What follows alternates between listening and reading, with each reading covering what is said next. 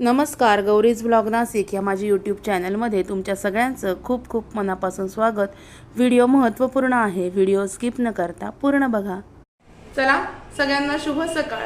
आणि आजचा जो व्हिडिओ मी तुमच्याबरोबर शेअर करणार आहे तो म्हणजे रोजची रेसिपी नाहीये, तर नवीन लग्न झालेल्या ज्या मुली असतात किंवा काम शिकण्यानिमित्त किंवा कुठल्या नोकरीनिमित्त बाहेर हॉस्टेलवर राहतात, ज्या मुली असतात पेइंग गेस्ट म्हणून राहतात, तर त्यांना आहे ना किराणाची यादी कशी करायची हे पटकन लक्षात येत नाही।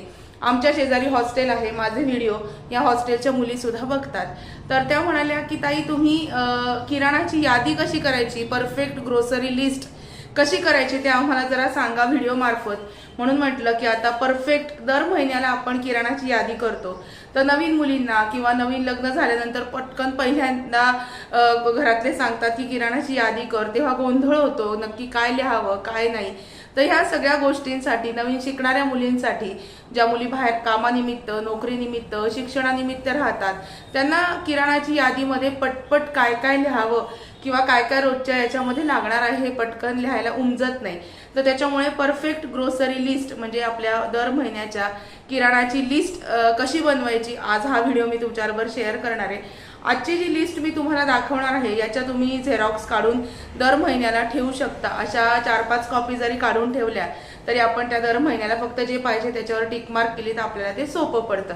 तर चला बघूया परफेक्ट किराणाची लिस्ट, ग्रोसरी लिस्ट कशी बनवायची, अगदी सोप्या पद्धतीने कॅटेगरी वाईज कशी बनवायची ते चला आता काय काय किराणा आणायचा दर महिन्यामध्ये, यादी कशी बनवायची, तर आपण ती यादी कशी बनवायची किराणाची ते बघूया। आता पहिला जो ऑप्शन आहे त्याच्यामध्ये धान्य आणि पिठे लिहिलंय मी, ग्रेन्स अँड फ्लोअर्स, म्हणजे काही पिठं लागतात आपल्याला, कुठल्या प्रकारचं धान्य लागतं ते। आता कॅटेगरी वाईज ही लिस्ट मी बनवलेली आहे। तर पहिलं धान्य आणि पिठे, याच्यामध्ये गव्हाचं पीठ म्हणजे कणिक 5 ते 10 किलो हे महिन्याच्या किराणाची यादी आहे। तांदूळ, मग तांदळाचे प्रकार असतात, कोलम, आंबेमोहर, रोजसाठी किंवा बासमती, सणावारासाठी समजा आपल्याला बासमती लागत असेल किंवा पुलाव करायचा असेल तर आपल्याला वाडा कोलम लागतो किंवा मग दिल्ली राईस लागतो की जो तांदूळ मोकळा होतो, भात केल्यानंतर त्याचा मोकळा होतो, असे वेगवेगळ्या प्रकारचे तांदूळ असतात। ज्वारी बाजरीचं पीठ, आता कोणाकोणाला रोज भाकरी लागतात त्याच्यामुळे ज्वारीचं किंवा बाजरीचं पीठ हे दळून ठेवायला लागतं, म्हणून ज्वारी आणि बाजरी।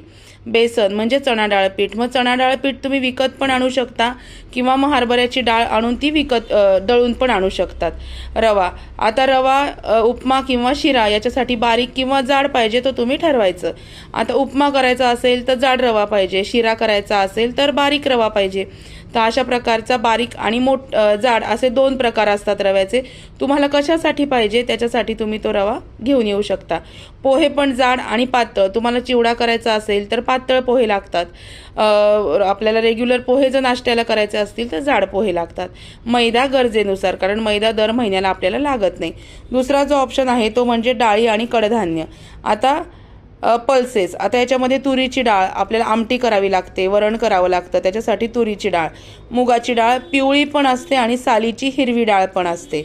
चणा डाळ, पुरणपोळी करायची असेल तर चणा डाळ घरामध्ये लागते किंवा मग फोडणीसाठी लागते। उडदाची डाळ, आता इडली किंवा डोश्याचं पीठ जर करायचं असेल तर उडदाची डाळ लागते, म्हणून उडदाची डाळ। मसूर डाळ ही लाल असते, पचायला हलकी असते, ज्या लोकांना तुरीच्या डाळीनी पित्त होतं त्या लोकांनी मसूर डाळ वापरलेली चांगली असते।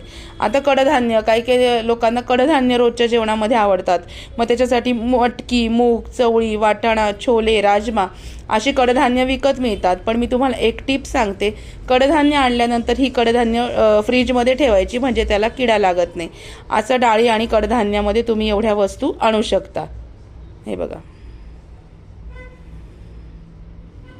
आता आपण जाऊया तिसऱ्या पॉईंटकडे। आपला तिसरा पॉईंट आहे ऑइल आणि फॅट्स। आता याच्यामध्ये स्वयंपाकाचं तेल, मग कोणी कोणी शेंगदाण्याचं तेल वापरतं, कोणी सूर्यफूल तेल वापरतं, कोणी सोयाबीन तेल वापरतं। आता महिन्याला साधारणतः 5 ते 10 लिटरचा डबा लागतो, तर मग तुम्हाला पिशवी आणायची 1 लिटरची का तेलाची कॅन आणायची हे तुम्ही ठरवायचं। आता त्याच्यामध्ये स्वयंपाकाचं तेल आहे, साजूक तूप लागतं, घरगुती रोजच्या जेवणामध्ये साजूक तूप आपल्याला लागतं। अमूलचं बटर किंवा लोणी असं आपल्याला लागतं. म्हणून तेल आणि तूपमध्ये तेल, साजूक तूप आणि लोणी ह्या गोष्टी महत्त्वाच्या आहेत. मसाले आणि फोडणीचं साहित्य. आता याच्यामध्ये काय लागतं? मसाल्यांमध्ये मोहरी, जिरे, हळद पावडर, लाल तिखट, धणे जिरे पूड, हिंग, गरम मसाला किंवा गोडा मसाला, मीठ, साधं मीठ किंवा कोणी कोणी सैंधव मीठ वापरतं, कसुरी मेथी. अख्खे मसाले कशासाठी लागतात?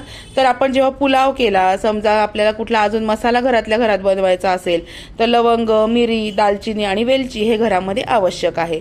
हे बघा, तेल, तूप, याच्यामध्ये स्वयंपाकाचं तेल, साजूक तूप, लोणी, मसाल्यांमध्ये सगळे एवढे पदार्थ आपल्याला घरामध्ये किराणाच्या महिन्याच्या यादीमध्ये आवश्यक असतात. आता आपण जाऊया 5व्या पॉईंटकडे. आपला 5वा पॉईंट आहे साखरेचे पदार्थ आणि पेय, शुगर अँड बेवरेजेस. आता साखर दर महिन्याला 5 किलो आपल्या वापरावर आहे. कोणाला 7 किलो, कोणाला 10 किलो, प्रत्येकाच्या फॅमिली मेंबरवरती डिपेंड असतं. मग साखर, गूळ, चहा पावडर, कॉफी आणि मध ह्या ज्या गोष्टी आहेत ह्या किराणामध्ये आणणं आवश्यक असतात. साखर, गूळ, चहा पावडर, कॉफी आणि मध. दैनंदिन गरजेच्या वस्तू, डेली इसेन्शियल्स काय काय आहे?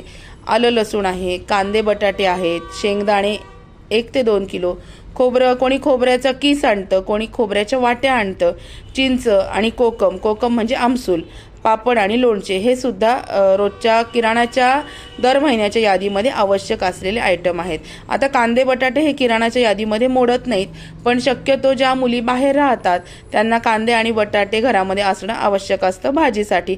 आणि आलं लसूण सुद्धा लागतं. तर दर महिन्याप्रमाणेच आपण जो आठवड्याला भाजीपाला आणतो त्याच्याबरोबर ह्या गोष्टी तुम्ही लक्षात ठेवायला पाहिजे. हे बघा, साखरेचे पदार्थ आणि दैनंदिन गरजेच्या वस्तू ह्या किराणामध्ये लागणाऱ्या आहेत. आता आपण वळूया 7व्या पॉईंटकडे. आपला 7वा पॉईंट आहे साफसफाईच्या वस्तू म्हणजे क्लिनिंग सप्लाईज. आंघोळीचं साबण, बॉडी वॉश, कपड्यांचा साबण आणि पावडर, डिटर्जंट. वॉशिंग मशीन असेल तुमचं, फ्रंट लोड वॉशिंग मशीन असेल किंवा टॉप लोड असेल, त्याच्या डिटर्जंट पावडर किंवा त्याचे लिक्विड वेगळे असतात, त्याच्यामुळे ते पण आणणं आवश्यक आहे.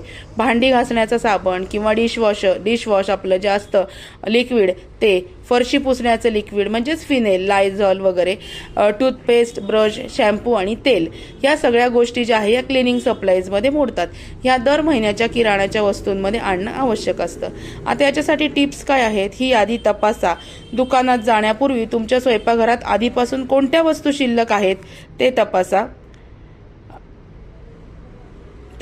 हवामान, पावसाळ्यामध्ये कडधान्य किंवा रवा कमी प्रमाणामध्ये घ्यावा कारण त्याला लवकर कीड लागते. आणि काचेच्या बरण्या, मसाले आणि डाळी काचेच्या किंवा चांगल्या दर्जाच्या प्लास्टिकच्या बरण्यांमध्ये ठेवाव्या म्हणजे ते जास्त काळ टिकतात. आता तुम्हाला मी ह्या किराणाच्या यादीचा जो व्हिडिओ आज मी घेतला त्यातली एक टिप सांगते. जेव्हा तुम्ही किराणा आणता, किराणामध्ये तुम्ही जेव्हा रवा आणि दाणे आणता तर ते रवा आणि दाणे आणल्या रवासुद्धा अगदी व्यवस्थित भाजून जर डब्यामध्ये ठेवला तर तो खराब होत नाही आणि दाणेसुद्धा भाजून जर ठेवले तर ते खराब होत नाहीत. एक टिप लक्षात ठेवा, किराणा आणल्यानंतर दाणे, शेंगदाणे आणि रवा हे भाजून डब्यात ठेवावे म्हणजे ते खराब होत नाही. आजचा व्हिडिओ उपयुक्त होता, नक्की बघा. व्हिडिओ आवडला असेल तर व्हिडिओला लाईक करा, शेअर करा, सबस्क्राईब करा. भेटूया अशाच नवीन व्हिडिओमध्ये नवीन विषयाबरोबर उद्याला. तोपर्यंत स्वतःची काळजी घ्या. Bye bye, take care.